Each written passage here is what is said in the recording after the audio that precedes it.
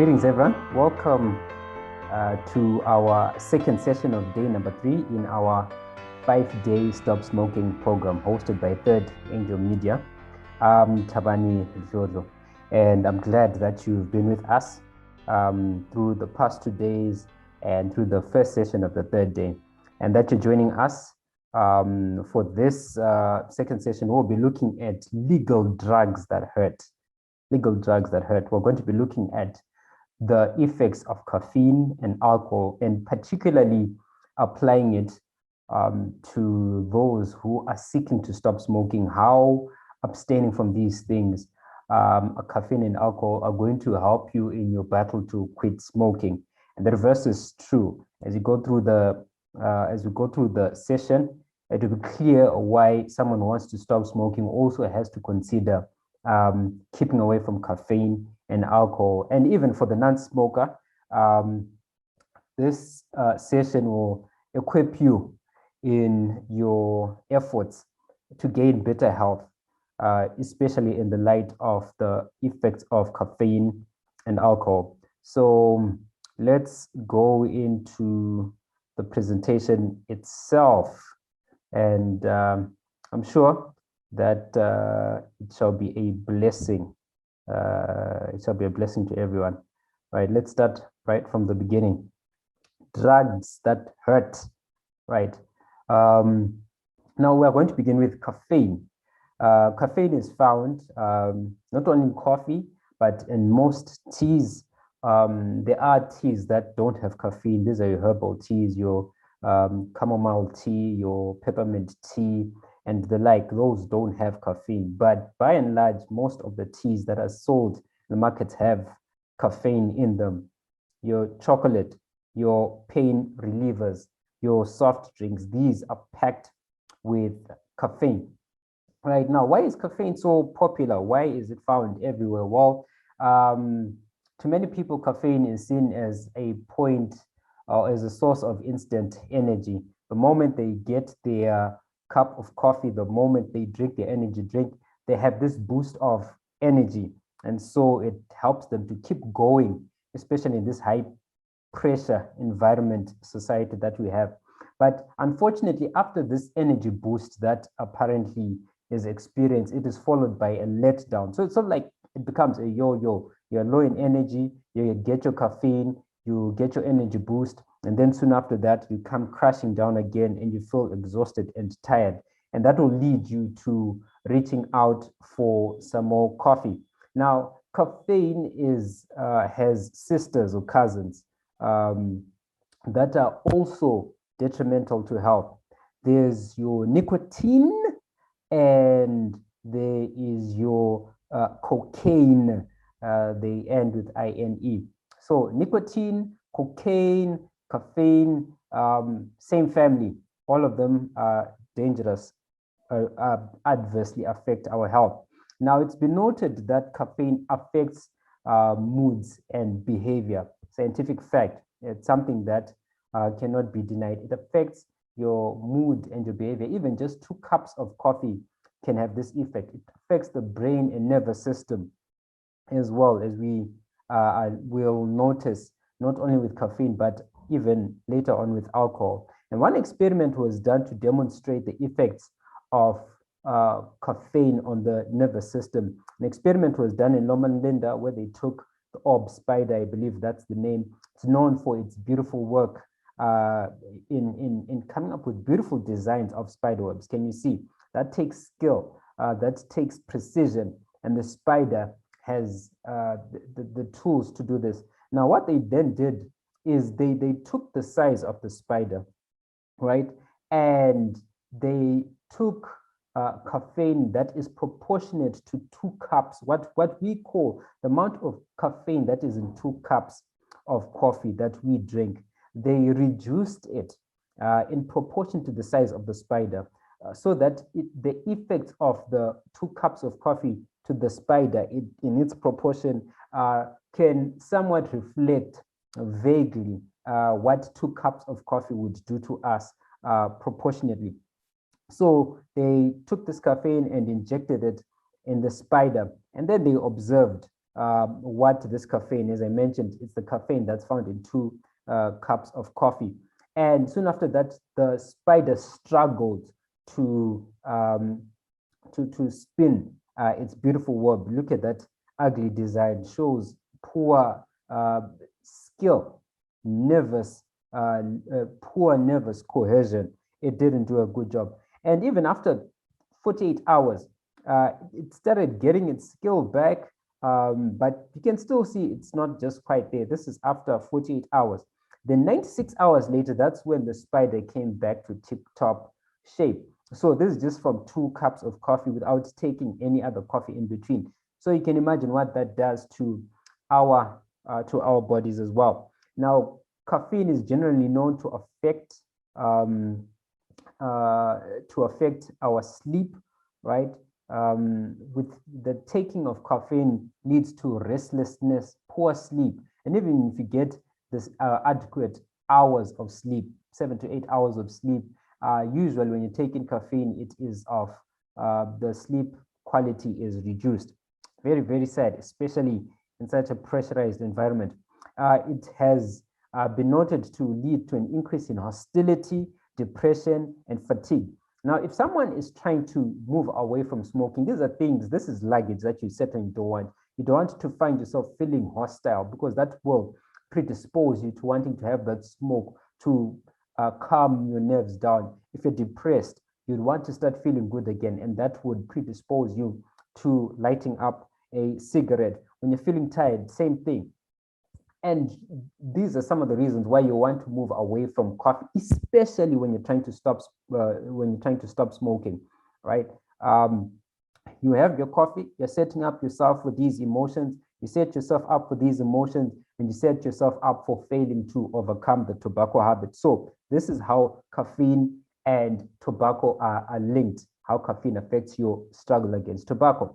Now, there's physical impacts of caffeine. It's not just your brain and nervous system, but coffee has been known to affect the muscle that's at the top of your stomach, your sphincter muscle, and it loosens it so that the food that enters into the stomach right there finds its way out, because this area, this muscle area here, will not be tightened. It becomes like a loose lid, and the stomach juices, as digestion is taking place, it's highly acidic in there. It escapes through that and it goes up the digestive tract, up the esophagus, and it leads to heartburn and serious problems after that. But not only that, but inside the stomach, the caffeine leads to stomach ulcers, burning holes in your stomach lining, which is something we definitely do not want to experience.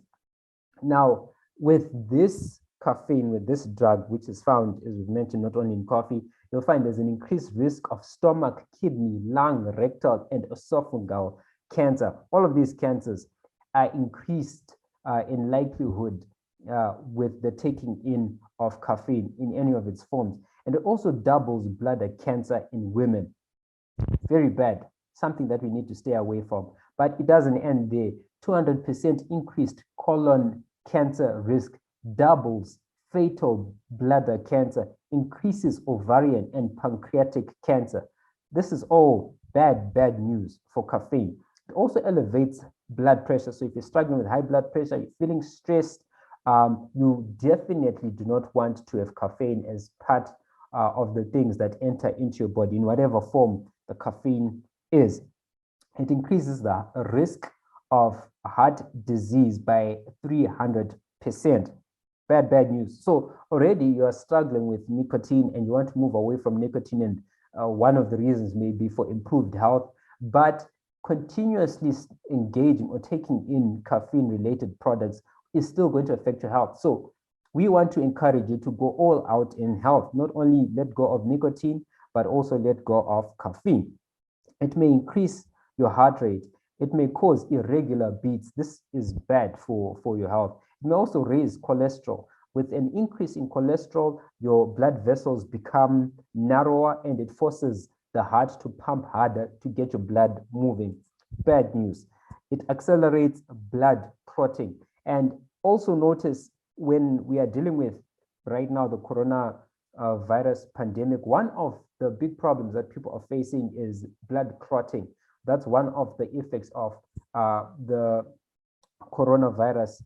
And you don't want to find yourself in a situation where you're taking in a substance that leads your body to more easily blood clot. So that's another reason to stay away from your caffeine. But it doesn't only affect you, it affects the little one who is growing up and developing in your womb. You're expecting a baby, you want a baby, give that baby the best advantage and stay away from caffeine. Caffeine increases, it doubles the risk of miscarriage, and it also lowers the birth weight of the baby.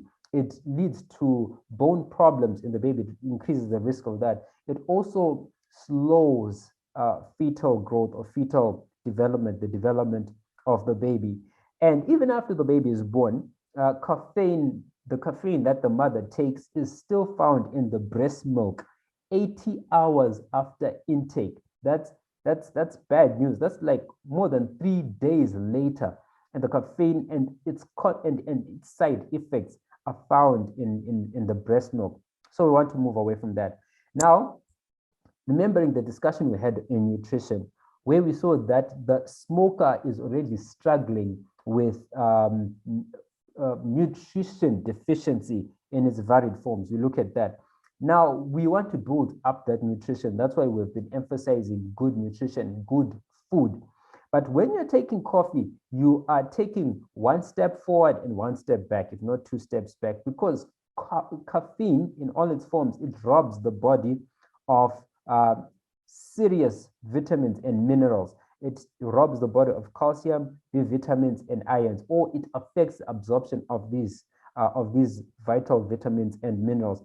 That's why you'll notice that high caffeine intake leads to calcium loss and it weakens the bones.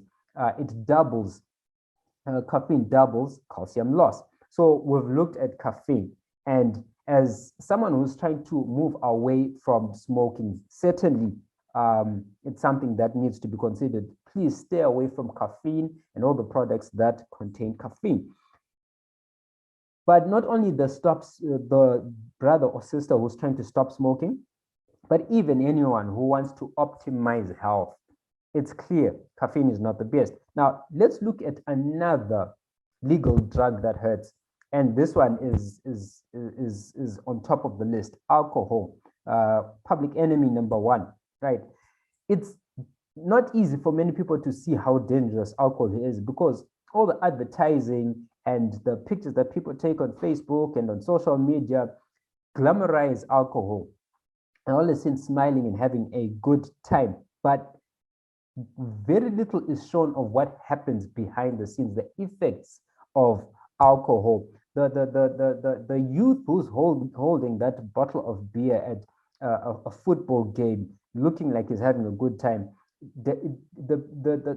we do not see what happens to his health after drinking the bottle, what happens to his grades after drinking alcohol. And here are some of the issues that are directly linked to alcohol. It kills 5 times more people. It causes more disease.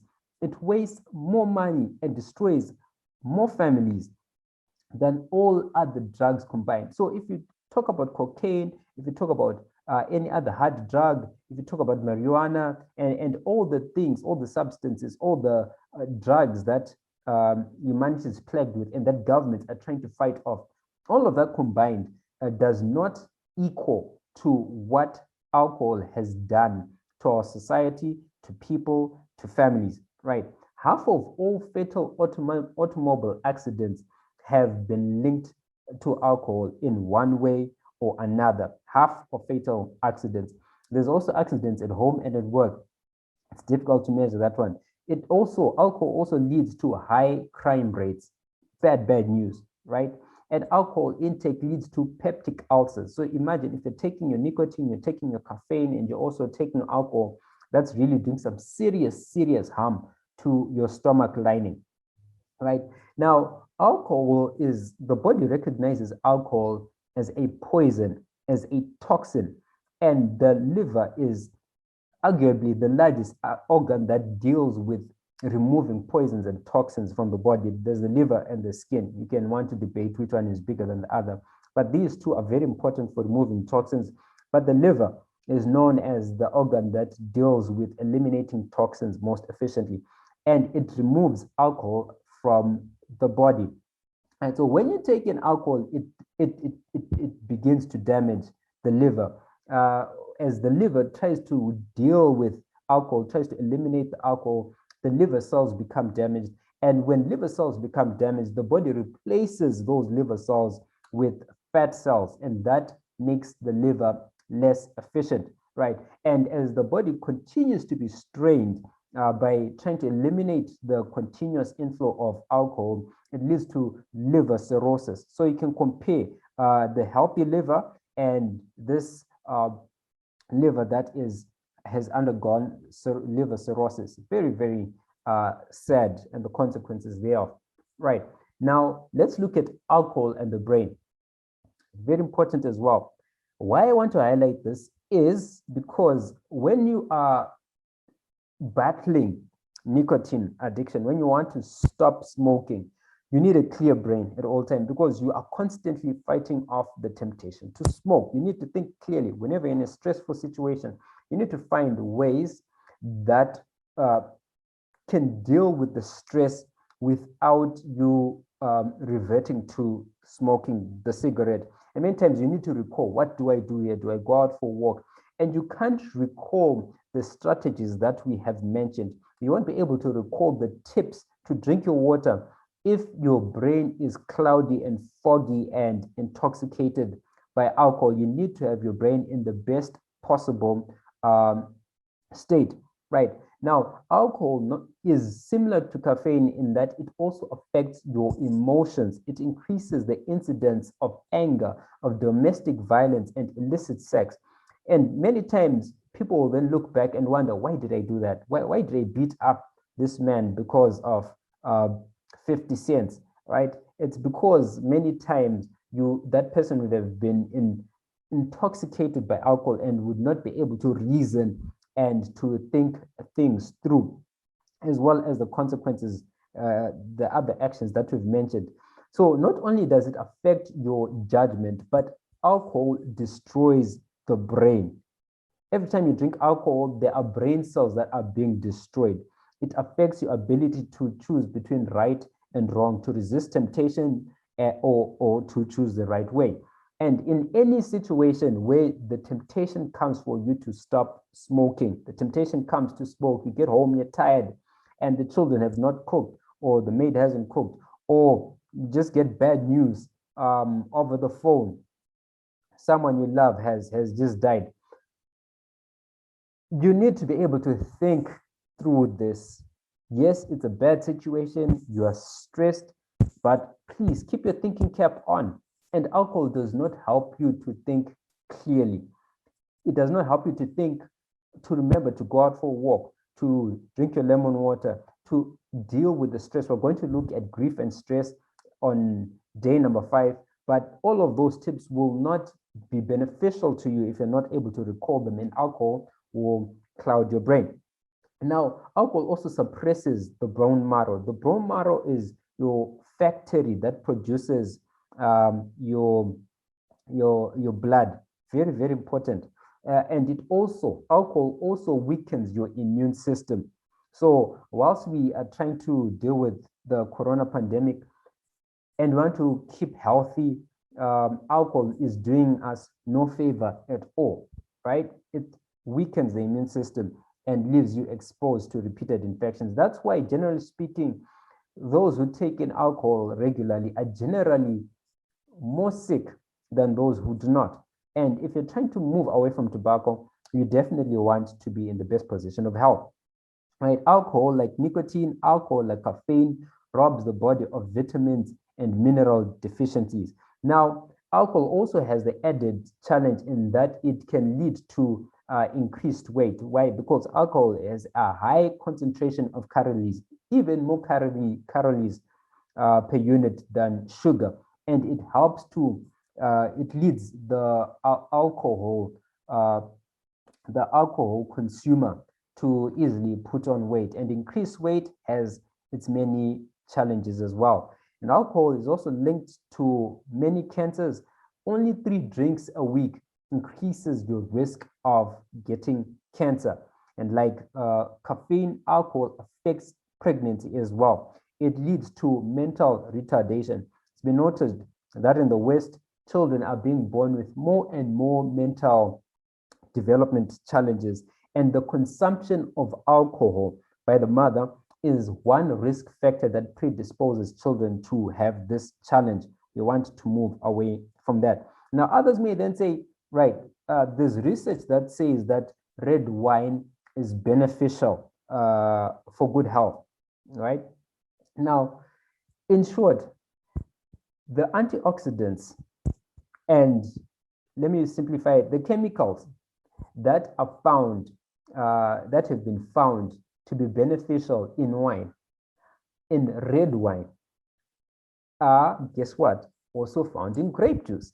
So you don't necessarily have to take the alcoholic red wine to get the benefits that have been attributed to having those antioxidants in the body, in your body. Why not go to the grape juice, free from alcohol, that will allow you to enjoy the benefits of the grape and the grape juice without exposing yourself to the risk of alcohol and its side effects, right?